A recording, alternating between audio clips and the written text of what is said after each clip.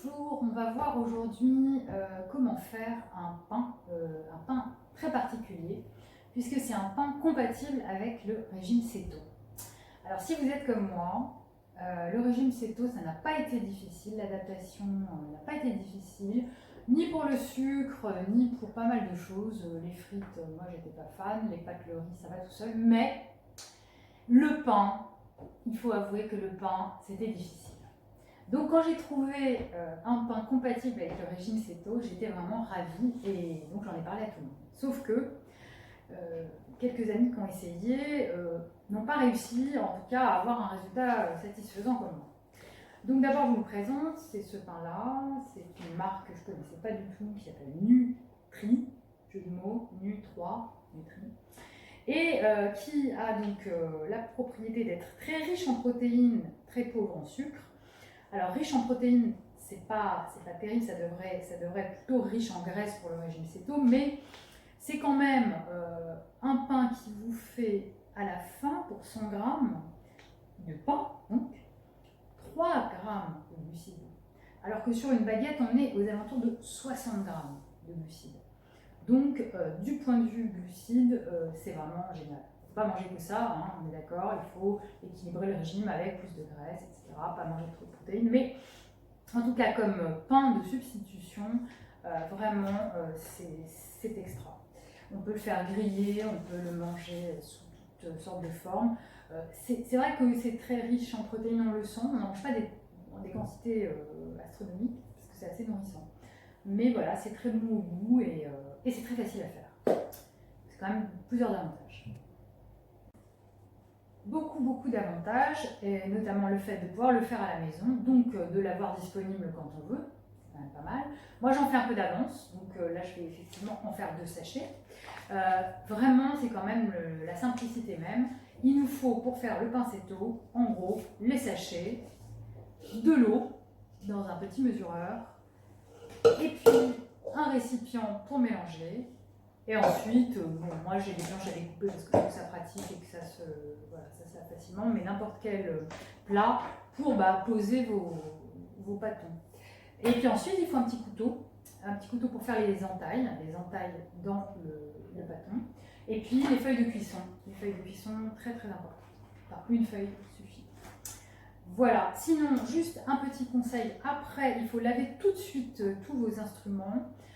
Parce que ça sèche, ensuite ça colle vraiment. Mais pour nettoyer, il ne faut pas mettre d'eau chaude. On a l'habitude, si vous êtes comme moi, de faire la vaisselle à l'eau chaude ou tiède. C'est pas bon pour tout ce qui colle en fait à partir de ce pain-là, la pâte. C'est à l'eau froide en fait que ça part le mieux. Voilà. Donc il faut l'avoir essayé pour s'en rendre compte. Voilà, on va y aller. Donc la première chose à faire pour faire du pain céto, c'est d'allumer le four et de le préchauffer. Puisqu'évidemment, il faut mettre le pain dans un four chaud. Alors un four chaud, c'est-à-dire à 180. Moi, en ce qui me concerne, j'ai déjà remarqué que mon four ment. Mon four qui est dit qu'il est à 180 n'est pas à 180, donc je le mets à 185. Alors vous, selon l'expérience, vous pouvez rajouter un peu. Il vaut mieux un peu plus qu'un peu moins, d'accord ? Ensuite, la chaleur. Moi, j'ai un four à chaleur tournante, mais j'ai remarqué que c'était beaucoup mieux la chaleur normale, pas tournante. Donc moi, ça s'appelle chaleur solvoute. Donc je mets sur chaleur solvoute, je le programme sur 180 et j'attends gentiment. Enfin j'attends pas parce qu'en fait on va préparer le pain céto qui est extrêmement facile et extrêmement rapide grâce à sa petite préparation qu'on va utiliser. Alors moi j'en utilise 2 parce qu'une seule ça fait vraiment trop peu de pain. C'est vrai que ce pain il se mange bien. Donc j'en fais 2. C'est assez facile puisqu'en fait pour un sachet il faut 250 ml d'eau tiède et moi j'en mets 2 sachets, donc 500 ml d'eau. Donc voilà, c'est vraiment l'enfance de l'art. On met notre petite préparation dans le récipient. Vraiment, c'est une bonne. On en met 2. Et ensuite, les instructions quasiment à la lettre. J'ai quelques petites améliorations que moi j'apporte, mais sinon... alors, ils disent de l'eau tiède. C'est vraiment de l'eau tiède qu'il faut. il faut faire chauffer l'eau du robinet et c'est important que ce soit tiède. Donc une fois qu'on a ça, tout simplement, on met et ça va très très vite. Il faut pétrir assez rapidement parce que vraiment l'eau est bue en fait par la préparation assez rapidement. Alors on s'en met partout, ça colle, c'est comme ça, mais c'est comme ça que c'est bon. Donc, le pétrissage c'est assez facile, hein. Pas de technique particulière, c'est un petit peu, ça rappelle un peu les châteaux de cartes, du sable et de l'eau. C'est vraiment easy. Donc, en revanche, c'est vrai que dans la préparation telle qu'ils la décrivent, ils font une seule miche de pain. Alors, une seule miche de pain, pour moi, c'est trop. C'est-à-dire que vouloir faire le gros pain de chez le boulanger, en fait, ça marche pas très bien. Donc, ce qui marche en revanche, c'est faire plusieurs pains.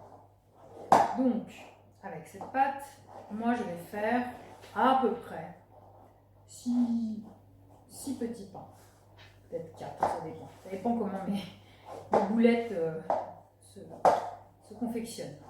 C'est pas une science exacte. Mais en tout cas, vouloir faire une grosse miche de pain, je pense que c'est pas une bonne idée. Et je crois que les quelques échecs cuisants dont on va parler, qui sont liés justement à cette ambition de faire une miche de pain. Donc ne soyons pas trop ambitieux, mais on va réussir notre coup. Alors, ce que je rajoute moi à la fin, c'est un peu d'huile d'olive. Ça n'est pas dans la préparation officielle, mais je trouve que d'abord ça colle moins, et puis ça rajoute, je sais pas, un petit quelque chose. Et comme dans le régime céto, on est très favorable aux huiles végétales, je me suis mis l'huile d'olive, voilà, ça faisait pas de mal. Donc là où j'en suis, c'est assez dur, c'est assez compact, parce que ça prend vite. Si je sors ce que j'ai dans mon truc, mon récipient, voilà, j'ai ça, et je vais en faire des boules, des petites boulettes. Alors, je rajoute mon huile d'olive. Alors, difficile de parler de quantité, c'est au pifomètre. Ça colle, c'est pas grave, ça se lave. Alors j'en mets, je sais pas, l'équivalent peut-être de 2-3 cuillères à soupe. Allez. Voilà. Après c'est aussi selon les goûts de chacun. En tout cas, ça permet de faire du coup des pâtons, je crois qu'on dit. Des pâtons. On dit ça quand on est pro. Alors, moi, j'ai remarqué quelque chose. Qu'avant, j'essayais de faire comme ça. Une espèce de boulette. Mais en fait, ça ne marche pas très bien parce que ça se défait. En revanche, on peut se défouler et faire des beaux petits pains en leur tapant dessus. Donc je tape sur mon pain. Je lui fous des claques. Donc paf, et puis paf. Parce qu'en fait, ça a le mérite de tasser. Et après, la mie de pain sera bien compacte. Parce que sinon, ces pinceaux ont une légère tendance à s'effriter. Donc, je tape dessus. Et après, dans le sens. Donc, une fois comme ça, une fois comme ça. Et ça me permet d'avoir quelque chose d'assez tassé, qui ressemble à un petit poisson, un gros poisson. Alors après, voilà, la taille va varier selon que j'ai pris une grosse quantité de pâte ou pas. Après, on peut en faire des ronds aussi. Ça dépend. Comme on veut. Ce qu'il faut à la fin, c'est pas oublier de faire les petites entailles. Parce que ça a l'air de rien, les petites entailles, genre c'est déco. Mais en fait, si, parce que ça permet quand même au pain de cuire profondément. Donc ça aussi, c'est très important. Sinon, on risque d'avoir une croûte très sèche, mais voilà, à l'intérieur, ce sera peut-être pas cuit. Donc là, ancienne technique, ça, qui marche, mais qui n'est pas géniale, enfin qui est moins bien. Et deuxième technique, la technique, ça. Je tape, je tape, je étape et je fais un pain. Et ainsi de suite. Alors je sais pas, ça peut être pareil. On comprend. Alors ça y est, on a fait 6 petits pains. J'en ai fait 3 ronds, enfin des petites sphères, des petites niches, et puis des pains plutôt style baguettes, demi-baguettes. Alors, on n'oublie pas les petites entailles avec un couteau surtout sans dents, parce que sinon ça déchire en fait le pain, ça ne fait pas des entailles. Donc, on s'éclate, on les fait assez profondes, mais à la limite, il vaut mieux poser en fait le couteau et appuyer pour aller profondément, parce que si on appuie et qu'on tire, bah en fait on risque toujours de déchirer. Donc moi ce que je fais, en fait je pose le couteau et j'appuie, voilà, pour aller profondément sans tout déchiqueter. Voilà, pas trop, mais quand même. Je veux dire par exemple, en fait, moi je rentre le couteau dans toute sa largeur. Je ne m'arrête pas au milieu. C'est pas comme quand on fait ça sur la viande. On fait des entailles là, c'est quand même un peu plus profond. Après, encore une fois, c'est moi qui fais ça. Je ne dis pas que c'est la science infuse. Enfin, d'autres gens font peut-être différemment, mais ça marche très bien comme ça. Donc, on est prêt. On a notre four à 180. Et d'ailleurs, je vais tricher un petit peu parce que moi, je trouve que c'est mieux 185. Mais ça, c'est encore une histoire entre mon four et moi. Surtout très important, le papier cuisson. Feuille de cuisson obligatoire sous peine de pain qui colle et de déchiqueter le pain au moment où vous allez le sortir. Donc ça, la feuille de cuisson est obligatoire. Pour savoir où on met, à quel niveau la grille doit-elle être. Moi, je la mets au milieu du four, ni en haut ni en bas. Voilà. Donc, la feuille de cuisson qui s'enroule, mais elle va être tenue de toute façon par le pain. Et voilà, j'enfourne mes petits pains. Les petits pains protéinés. Donc ces pains, ils ont quand même un avantage énorme, c'est qu'ils sont pauvres en glucides. Et ça, c'est vraiment un gros avantage. Voilà.